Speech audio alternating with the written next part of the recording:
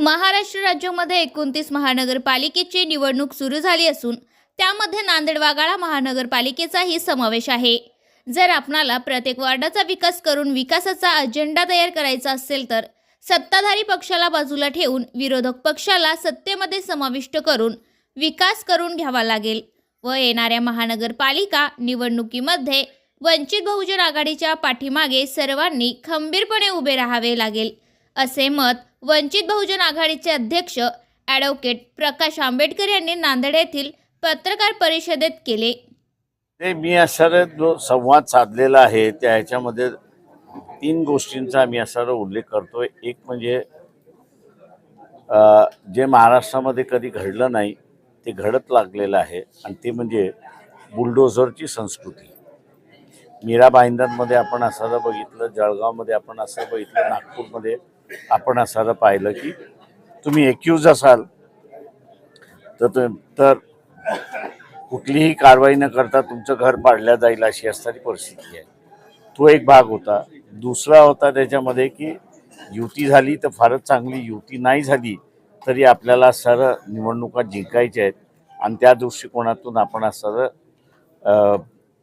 योजना प्रत्येक प्रभागामध्ये केली पाहिजे याच्या संदर्भातलं होतं। तिसरं जे आहे त्या ह्याच्यामध्ये की आता विरोधी पक्ष हळूहळू क्षीण होत चाललेला आहे।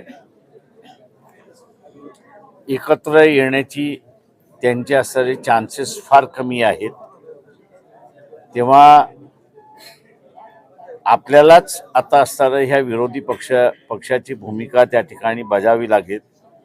आतापर्यंत आपण असणारा जो अजेंडा होता की गरीब माणसाला न्याय देणं, उपेक्षित माणसाला न्याय देणं आणि तिथपर्यंतच आपण असणारा मर्यादित होतो, ते आता आपल्याला असणारं सोडून द्यावं, म्हणजे सोडून देण्यापेक्षा ते करावंच लागेल।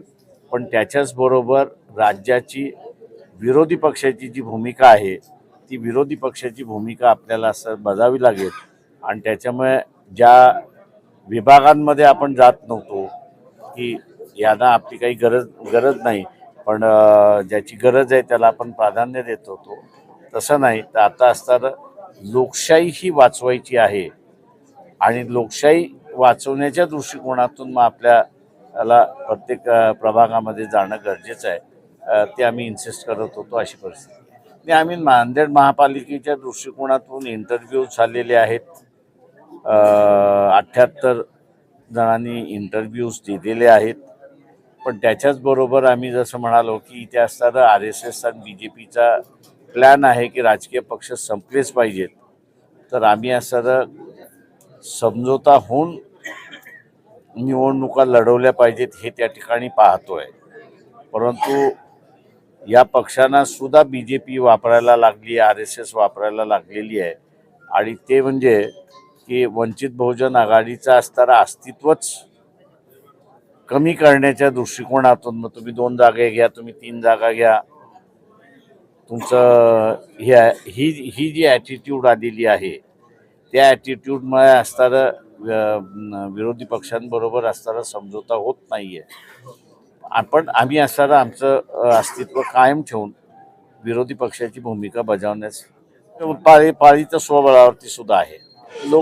लोकसभेच्या महाराष्ट्र शासनाने जी दुरुस्ती केली ती फार चांगलं मी असं म्हणेन की केंद्रातला जो कायदा आहे रिप्रेझेंटेशन पीपल्स ॲक्ट, त्याच्यामधली जी सिस्टम आहे की नॅशनल पार्टीज, त्यांच्यानंतर स्टेट पार्टीज, त्याच्यानंतर अनरजिस्टर्ड पार्टीज आणि त्याच्यानंतर कॅन्डिडेट्स, अपक्ष कॅन्डिडेट, ही जी सिस्टम त्यांनी मान्य केली त्याचं स्वागत करतो। आम्ही असं जे समझोता करतील त्यांच्याबरोबर समझोता करू, जसं नगरपालिकेमध्ये आम्ही केलं होतं।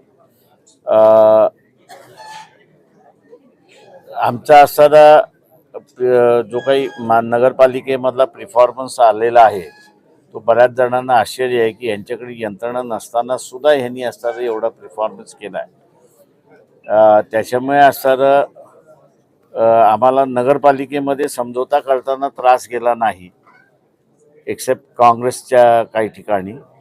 पण आता आम्हाला असणारं दिसतंय की महानगरपालिकेमध्ये इतर पक्षांबरोबर समझोता करताना आम्हाला असणारं तिथे अडचणी बऱ्याच दिसतात आहेत। की मी जसं म्हणालो की अस्तित्वच संपवण्याच्या दृष्टिकोनातून आम्ही तुम्हाला 2च देऊ शकतो, 4च देऊ शकतो, 5च देऊ शकतो, इथपर्यंतची असणारी ह्या ज्या पक्षांची भाषा आहे तीच जर 30 तारखेपर्यंत कायम राहिली तर मग आम्हाला असणारा आमच्या जोरावरती आणि बळावरती जेवढे मॅक्सिमम कॅन्डिडेट्स उतरवता येतील महानगरपालिकेमध्ये तेवढे आम्ही उतरवणार.